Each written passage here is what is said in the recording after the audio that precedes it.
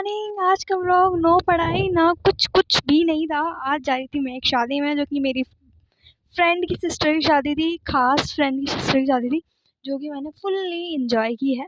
तो मैं पहले जाकर पहुंच चुकी थी, गांव में थी। तो ये एक वेन्यू था, बहुत सुंदर था।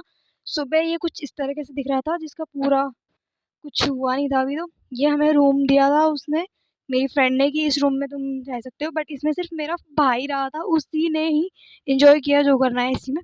और मैं तो उसके साथ ही ऑल टाइम दूसरे रूम में थी।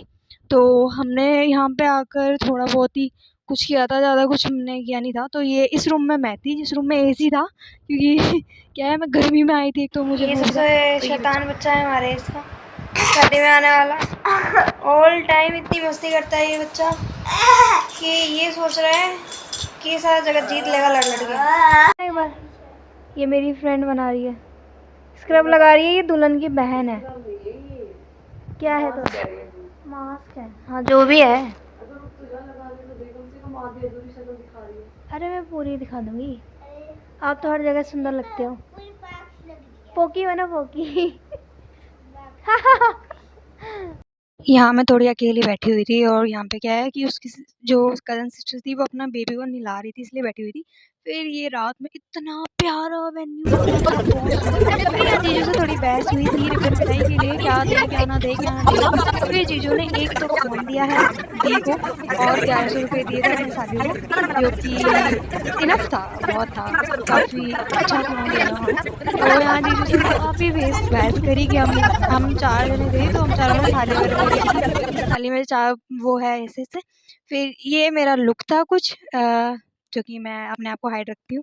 तो यहाँ पे हम ब्राइड को ले जाने के लिए रेडी कर रहे थे सब कुछ, कि कैसे जाना है। यहाँ अंकल वगैरह, भाई भैया वगैरह थे, सारे जा रहे थे।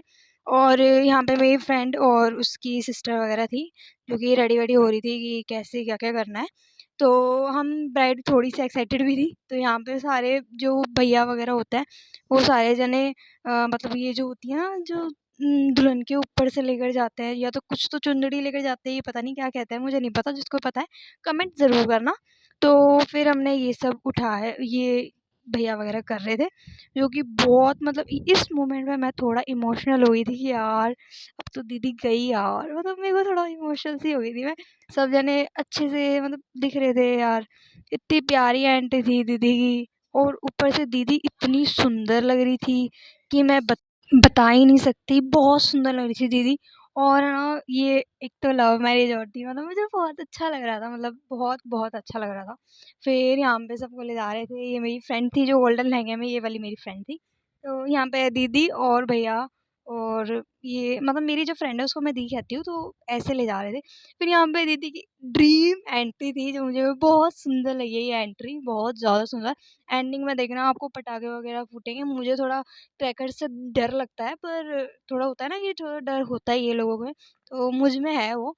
तो यहाँ पे दीदी की एंट्री हो रही थी, बहुत प्यारी एंट्री थी दीदी की, मुझे बहुत अच्छा लगा था। और अच्छे-अच्छे गाने चल रहे थे, बहुत अच्छे-अच्छे गाने चल रहे थे। यहाँ मैं नहीं लगा सकती, क्योंकि फिर कॉपीराइट आ जाएगा, इसीलिए तो मैं कोई भी रिस्क नहीं लेना चाहती। फिर देन हम सब ने देखा, जीजू ने दीदी को उठाया था। और ये जो कुर्सी पे बैठे हैं ना 2 बच्चे, इन 2 बच्चों ने उठने के लिए पता है नेग लिया है, आपको पता है? अब पता नहीं है, ऐसा कुछ रिचुअल भी हो गया है क्या कुछ, कि नेग लेते हैं जब उठेंगे। उठ नहीं रहे थे ये दोनों बच्चे। बहुत सुंदर सब कुछ था। ये फ्लावर्स जो जीजू ने दी को दिए थे, बहुत अच्छे थे, अलग-अलग से और दिए थे। यहाँ पे दीदी फेरों के लिए घर आ चुकी थी, दीदी कुछ एक्टिंग वगैरह करके दिखा रही थी। तो मैंने इतना ही रिकॉर्ड किया था, फेरे मैं रिकॉर्ड नहीं कर पाई थी, क्योंकि मैं बहुत थक गई थी। तो बाय-बाय, यही था व्लॉग।